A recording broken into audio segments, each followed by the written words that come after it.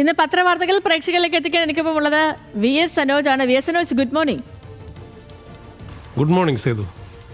Okay, അപ്പോൾ എന്തൊക്കെയാണ് പത്രങ്ങളിൽ വിശേഷങ്ങൾ? ഇന്ന് വലിയ രീതിയിൽ ധാരാളം വാർത്തകളുള്ള ദിവസം. മറ്റൊന്ന്, നമുക്ക് അറിയാവുന്നതുപോലെ ഇൻഡിഗോയുടെ സർവീസ് മൊത്തത്തിൽ രാജ്യത്തെ ബാധിച്ചിരിക്കുന്നു. മറ്റൊന്ന്, ഇതിനെ തുടർന്ന് മറ്റ് വിമാന കമ്പനികൾ വലിയ രീതിയിലേക്ക് നിരക്ക് വർദ്ധിപ്പിക്കുന്നു. ഈ കാര്യത്തിൽ ഏതായാലും കേന്ദ്ര സർക്കാർ ഇടപെട്ടിരിക്കുന്നു എന്നുള്ളതാണ് ഏറ്റവും പ്രധാനപ്പെട്ട വാർത്ത. ഒപ്പം ദേശീയപാത ഇടിഞ്ഞതുമായി ബന്ധപ്പെട്ട വാർത്തയും വലിയ പ്രാധാന്യത്തിൽ നൽകിയ ദിവസം കൂടിയാണ്. ഏതായാലും ഈ വിമാനക്കൊള്ളയുമായി ബന്ധപ്പെട്ട്, അതായത് ഈ കാര്യത്തിൽ വലിയ രീതിയിലുള്ള ഈ വിമാന ടിക്കറ്റുകളുടെ നിരക്ക് വർധനയാണ് ഏറ്റവും പ്രധാനം. അതിൽ ഒരു കേന്ദ്ര സർക്കാരിൻ്റെ ഇടപെടൽ ഉണ്ടായിരിക്കുന്നു. വിമാന നിരക്കിന് പരിധി നിശ്ചയിച്ചിരിക്കുന്നു കേന്ദ്രം. അത് എല്ലാ പത്രങ്ങളും വലിയ പ്രാധാന്യത്തിൽ നൽകിയിരിക്കുന്നു. മാതൃഭൂമിയുടെ 1-ാം പേജിൽ കൊള്ളയ്ക്കും ഒരു പരിധിയുണ്ട് എന്ന തലക്കെട്ടിൽ അവരുടെ മെയിൻ സ്റ്റോറി തന്നെ അതാണ്. റീഫണ്ട്, അതായത് ഈ ഇൻഡിഗോ സർവീസുകൾ താറുമാറാക്കിയതിന് പിന്നാലെ മറ്റ് വിമാന കമ്പനികൾ യാത്രാ നിരക്ക് വൻതോതിൽ ഉയർത്തിയത് തടയാൻ കേന്ദ്ര സർക്കാർ എന്ന് പറയുന്നു. ഒപ്പം അത് 500 കിലോമീറ്റർ വരെയൊക്കെ 7500, അങ്ങനെ അതിനൊരു ലിമിറ്റ് വെച്ചിരിക്കുന്നു. 1500 കിലോമീറ്ററിന് മുകളിൽ 18,000 ആണ് മാക്സിമം പരിധി. 1000-നും 1500 കിലോമീറ്ററിനും ഇടയിൽ 15,000. കാരണം ഈ ഡൊമസ്റ്റിക് ഈ എയർ സർവീസുകളിലെല്ലാം തന്നെ ഏറ്റവും കൂടുതൽ ഫ്ലൈറ്റുകൾ ഇൻഡിഗോയിലാണ്, നമുക്കറിയാം. അപ്പോൾ അതുകൊണ്ട് തന്നെ ഇൻഡിഗോയിലുണ്ടാകുന്ന പ്രതിസന്ധി വലിയ രീതിയിൽ യാത്രാ ഗതാഗതം, വ്യോമഗതാഗതത്തെ ബാധിക്കും. അപ്പോൾ അത് ഓൾറെഡി ബാധിച്ചിട്ടുണ്ട്. അതിന് കൃത്യമായ ഒരു പരിധിയിലേക്ക് കേന്ദ്ര സർക്കാർ വന്നിരിക്കുന്നു എന്നുള്ളതാണ്. റീഫണ്ട്, അതായത് റദ്ദാക്കിയതോ യാത്ര തടസ്സപ്പെട്ടതോ ആയ എല്ലാ വിമാനങ്ങളുടെയും യാത്രാ നിരക്ക് തുക ഞായറാഴ്ച രാത്രി 8-നകം തിരിച്ചു നൽകണം. കാലതാമസം വരുത്തിയാൽ നടപടി. റീഫണ്ടിന് കൃത്യമായൊരു ടൈം ലൈൻ വെച്ചിരിക്കുന്നു. ഈ വാർത്തയ്ക്ക് വലിയ പ്രാധാന്യമുണ്ട്. ആകാശക്കൊള്ളയ്ക്ക് മൂക്ക് കയർ എന്ന് മനോരമ 1-ാം പേജിൽ നൽകിയിരിക്കുന്നു. വിമാനയാത്രാ നിരക്കിന് പരിധി നിശ്ചയിച്ചു. കേരളത്തിലെ 33 വിമാനങ്ങൾ റദ്ദാക്കി. റീഫണ്ട് ഇന്ന് തന്നെ. പരിധി യാത്രാ ദൂരം കണക്കാക്കിയത് അടിസ്ഥാന നിരക്കിന്. വിമാന സർവീസുകൾ പൂർവ്വസ്ഥിതിയിലെത്തും വരെ നിയന്ത്രണം എന്ന് മലയാള മനോരമ പറയുന്നു. ഒപ്പം ഇതുമായി ബന്ധപ്പെട്ട വാർത്തകൾ ഉൾപേജുകളിലടക്കം നൽകിയിട്ടുണ്ട്. ഇന്ത്യൻ എക്സ്പ്രസ് ഈ ഗവൺമെൻറ് ക്യാബ്സ് ഫെയേഴ്സ് എന്നാണ് കൊടുത്തിരിക്കുന്നത്.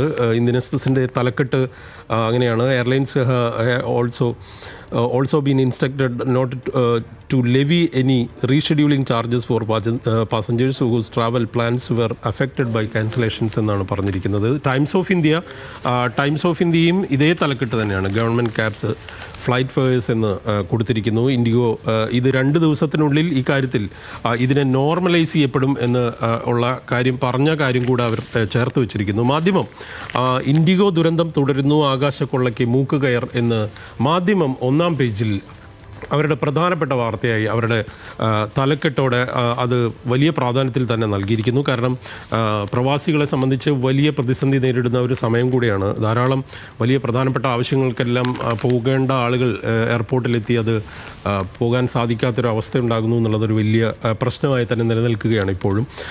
കൗമുദി, വിമാനക്കൊള്ളയ്ക്ക് കേന്ദ്ര വിലക്ക് എന്നാണ് കൗമുദിയുടെ തലക്കെട്ട്. ഇന്നലെ ഇൻഡിഗോ റദ്ദാക്കിയത് 850 സർവീസ് എന്ന് അവർ പറയുന്നു. ഈ 850 സർവീസ് എന്നൊക്കെ പറയുന്നത് വലിയ രീതിയിൽ തന്നെ രാജ്യത്തെ ബാധിക്കുന്ന ഒരു വിഷയമായി മാറിയിരിക്കുന്നു എന്നുള്ളതാണ്. ഏതായാലും ദുരിതത്തിൻ്റെ മറ്റൊരു ദിനം. ആളുകൾ വലിയ രീതിയിൽ അവിടെ പ്രതിസന്ധിയിലും പ്രശ്നം സൃഷ്ടിക്കുന്ന തരത്തിലേക്ക് ആളുകളുടെ വികാര പ്രകടനങ്ങൾ നമ്മൾ കാണുന്നുണ്ട്. പല മാധ്യമങ്ങൾ വഴിയും എല്ലാം തന്നെ ഇതുമായി ബന്ധപ്പെട്ട് ആളുകളുടെ പ്രതികരണങ്ങളും അവരുടെ വൈകാരികമായ പ്രതികരണങ്ങളും എല്ലാം തന്നെ എയർപോർട്ടിൽ നിന്ന് നമുക്ക് കാണുന്നുണ്ട്. സുപ്രഭാതം, ഉലഞ്ഞ ഇൻഡിഗോ വലഞ്ഞ യാത്രക്കാർ എന്നാണ് സുപ്രഭാതത്തിൻ്റെ തലക്കെട്ടിൽ പറയുന്നത്. ഭക്ഷണവും താമസ സൗകര്യവും ഇല്ലാതെ മണിക്കൂറുകൾ. പ്രതിസന്ധി ഈ മാസം 15 വരെ നീളും. ഒപ്പം കനത്ത പിഴ ചുമത്താൻ ഉള്ള നീക്കം, ഈ ഇൻഡിഗോ സിഇഒയെ പുറത്താക്കും എന്നുള്ള ഒരു വാർത്ത, അല്ലെങ്കിൽ ആ കാര്യം കൂടെ അതിൽ ചേർത്തിരിക്കുന്നു. സിഇഒ തെറിച്ചേക്കും, കനത്ത പിഴ ഈടാക്കാൻ കേന്ദ്ര സർക്കാർ ആലോചിക്കുന്നു. സിഇഒയെ പുറത്താക്കണമെന്ന താല്പര്യം കേന്ദ്രം അറിയിച്ചിരിക്കുന്നു എന്ന് അതിനകത്ത് പറയുന്നുണ്ട്.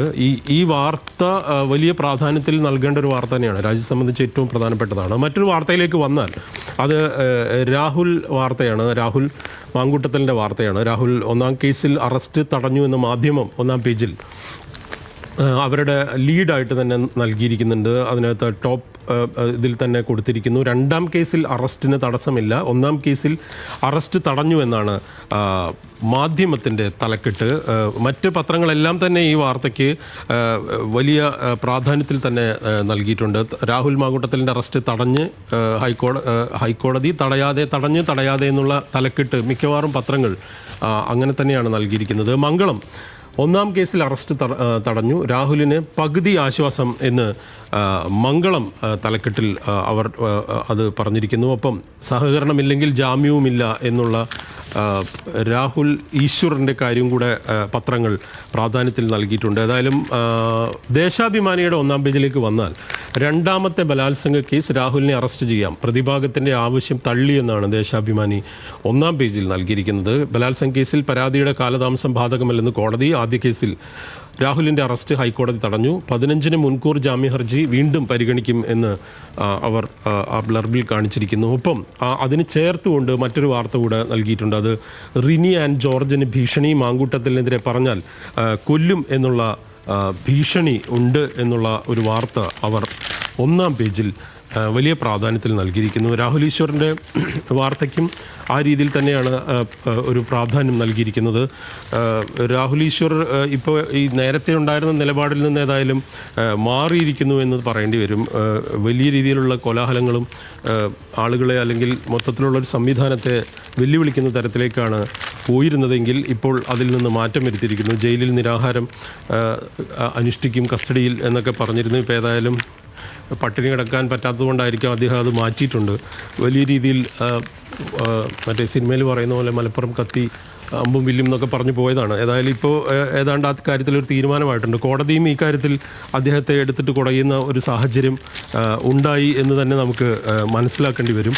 ഈ വാർത്ത വലിയ രീതിയിലുള്ള ഇതിൻ്റെ ഉൾപേജുകളിലടക്കം ഇപ്പോൾ മനോരമയുടെ 8-ാം പേജിൽ എടുത്താൽ രാഹുൽ വിവാദം, അറസ്റ്റ് വൈകുന്നത് മനഃപൂർവ്വം രാഷ്ട്രീയ ലക്ഷ്യം എന്നൊക്കെ ഒരു വാർത്ത കൂടെ അതിനകത്ത് ഈ രാഹുൽ മാങ്കൂട്ടത്തിലെ വാർത്തയായി കൊടുത്തിരിക്കുന്നു. പക്ഷേ അതിൽ രാഹുൽ ഈശ്വറിന് ജാമ്യമില്ല എന്ന് മനോരമ 8-ാം പേജിൽ നൽകിയിരിക്കുന്നു. നിരാഹാര സമരം അവസാനിപ്പിച്ച കാര്യവും അതിനകത്ത് ഉണ്ട്. മാതൃഭൂമിയും ഈ വാർത്ത പ്രാധാന്യത്തിൽ നൽകിയിട്ടുണ്ട്. കാരണം അവരുടെ 7-ാം പേജിൽ ഈ വാർത്തയ്ക്ക് അവരൊരു കാർട്ടൂൺ സഹിതം, ഗോപികൃഷ്ണൻ്റെ കാർട്ടൂൺ സഹിതം നൽകിയിരിക്കുന്നു. അപ്പോൾ സത്യാഗ്രഹം ഒന്നുമില്ലേ എന്ന് ചോദിക്കുന്ന ആ കാർട്ടൂൺ, രാഹുൽ ഈശ്വറിന് ജാമ്യമില്ല, നിരാഹാരം നിർത്തി കോടതിയോട് ക്ഷമ ചോദിച്ചു എന്നുള്ളതാണ്.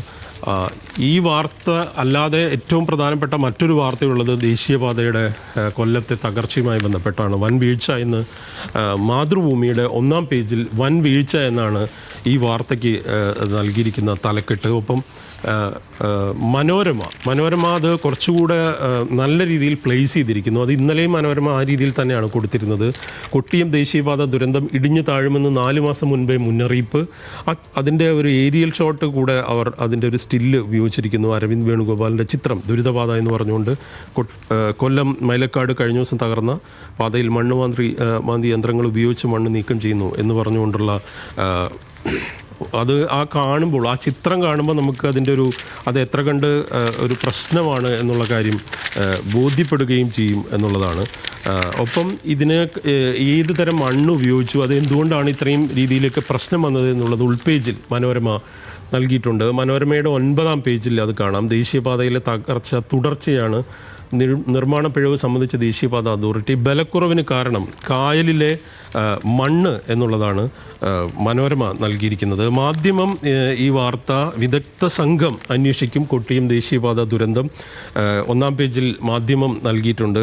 വിദഗ്ധ സംഘം അന്വേഷിക്കും, കരാർ കമ്പനിക്ക് താൽക്കാലിക വിലക്ക് എന്നും ഈ വാർത്ത സംബന്ധിച്ച് അവർ നൽകിയിരിക്കുന്നു. മറ്റ് പത്രങ്ങളിലേക്ക് അല്ലെങ്കിൽ മറ്റ് വാർത്തകളിലേക്ക് കൂടെ വന്നാൽ ഇന്ന് നമുക്കറിയാവുന്നതുപോലെ സിറാജ് യാത്രാക്കൂലി പരിധി സംബന്ധിച്ചുള്ള വാർത്ത തന്നെയാണ് അവരുടെ മെയിൻ സ്റ്റോറി. പക്ഷേ SIRൽ കണ്ടെത്താനാകാതെ 5.66 ലക്ഷം പേർ എന്നൊരു വാർത്ത ഇന്ന് 1-ാം പേജിൽ സിറാജ് പത്രം നൽകിയിട്ടുണ്ട്. അത് വളരെ പ്രധാനപ്പെട്ടതാണ്. അതിൽ നിന്ന് പലരെയും കണ്ടെത്താനായിട്ടില്ല എന്ന് പറയുന്നു.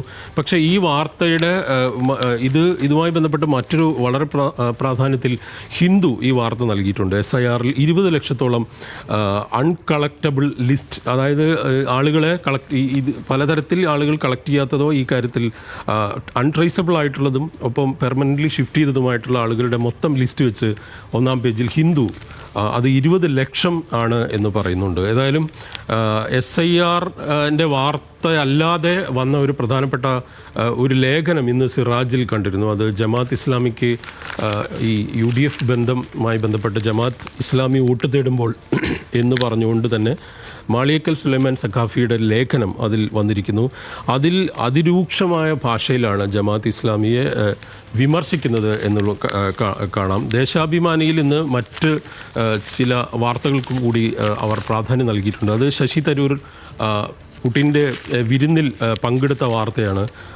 ശശി തരൂർ പുടിൻ്റെ വിരുന്നിൽ പങ്കെടുക്കുന്നു, ഒപ്പം അതിൽ മല്ലികാർജ്ജുൻ ഖർഗെക്കോ ഒപ്പം രാഹുൽ ഗാന്ധിക്കോ അവർക്ക് ഇൻവൈറ്റ് ചെയ്യപ്പെട്ടില്ല എന്നുള്ളൊരു വാർത്തയുണ്ട്. ഒപ്പം പാഠപുസ്തകത്തിൽ ലവ് ജിഹാദ് എന്ന് പ്രചരണം, ഹിന്ദി ചാനലുകൾ വാർത്തകൾ നീക്കണമെന്നുള്ള ഒരു വാർത്ത ദേശാഭിമാനി 7-ാം പേജിൽ NCERTയുടെ പാഠപുസ്തകത്തിൽ ലവ് ജിഹാദ് പ്രോത്സാഹിപ്പിക്കുന്നുവെന്ന് വാർത്തകൾ നൽകിയ ഹിന്ദി ന്യൂസ് ചാനലുകൾക്കെതിരെ നടപടി news broadcasting digital standards authority എടുത്തിരിക്കുന്നു എന്നുള്ള ഒരു വാർത്ത വലിയ പ്രാധാന്യത്തിൽ നൽകിയിട്ടുണ്ട്. ഒപ്പം IFFK-യുമായി ബന്ധപ്പെട്ടൊരു വാർത്ത കൂടിയുണ്ട്. അതായത് മുഹമ്മദ് റസ്ലൂഫ് ജൂറി ചെയർപേഴ്സണായിട്ട് ഇറാനിയൻ സംവിധായകനെ ജൂറി ചെയർപേഴ്സണാക്കി നിശ്ചയിച്ചിരിക്കുന്നു എന്നുള്ളൊരു വാർത്ത ഏതായാലും അവർ നൽകിയിട്ടുണ്ട്. അതാണ് ഒരു വലിയ പ്രധാനപ്പെട്ട ഒരു കാര്യമെന്ന് പറയുന്നത്. സുഡാനിൽ കുഞ്ഞുങ്ങളെ കൂട്ടക്കൊല ചെയ്ത വാർത്ത ഇന്ന് മാതൃഭൂമി അവരുടെ ഇൻ്റർനാഷണൽ പേജിൽ കൊടുത്തിരിക്കുന്നു. ഒപ്പം ദക്ഷിണാഫ്രിക്കയ്ക്കെതിരായിട്ടുള്ള 9 വിക്കറ്റ് വിജയം സ്പോർട്സ് പേജിൽ 13-ാം പേജിൽ മാതൃഭൂമി നൽകിയിട്ടുണ്ട്. മലയാള മനോരമ സ്പോർട്സ് പേജ് എടുത്താൽ ഈ വാർത്ത വലിയ രീതിയിൽ തന്നെയാണ് നൽകിയിരിക്കുന്നത്. വലിയ പ്രാധാന്യത്തിൽ ജയ് ഹേ എന്ന് പറഞ്ഞുകൊണ്ട് യശസ്വി ജയ്സ്വാളിൻ്റെ ആഹ്ലാദത്തിൻ്റെ അല്ലെങ്കിൽ സെഞ്ചുറിയുടെ ചിത്രം സഹിതം നൽകിയിരിക്കുന്നു. പക്ഷേ മറ്റൊരു വാർത്തയുള്ളത്, ഇത്തവണ ഉറപ്പാണ് മെസ്സി റൊണാൾഡോ എന്ന് പറഞ്ഞുകൊണ്ട് 2026 ഈ ലോകകപ്പിൻ്റെ ഗ്രൂപ്പുകളായതിൽ അർജൻറ്റീന പോർച്ചുഗൽ മത്സരത്തിന് ക്വാർട്ടർ ഫൈനൽ സാധ്യത എന്നുള്ളൊരു വാർത്ത കൂടിയുണ്ട്. ധാരാളം വാർത്തകളുള്ള ദിവസമാണ്, നമുക്ക് സമയപരിധിയുണ്ട്. ഞാൻ സേതുവിലേക്ക് തന്നെ തിരിച്ച് പോവുകയാണ്.